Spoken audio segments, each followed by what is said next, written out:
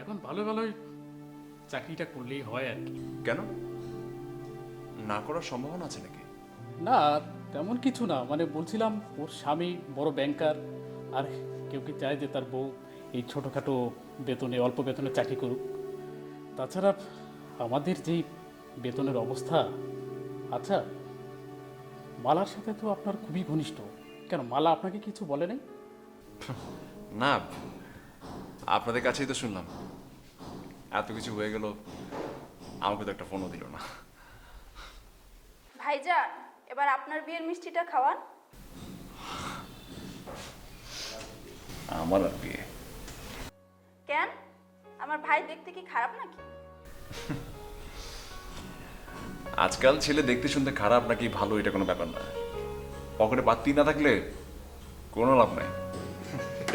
মিলন ভাই, এতক্ষণে কিন্তু আপনি একটা কাজের কথা বলছেন। আর দেখেন না, এই যে আমাদের অফিসে আমরা ছেলেরা সব অবিবাহিত, আর মেয়েরা একের পর এক খালি বিয়ে হয়ে যাচ্ছে। আচ্ছা মিলন ভাই, এই যে আপনি আমাকে ওই যে ফাইলগুলো বুঝিয়ে দিয়েছিলেন ছুটিতে গিয়ে, তো আমি কাজটা কিছু টাকা রাখছি, ঠিক করে দিকে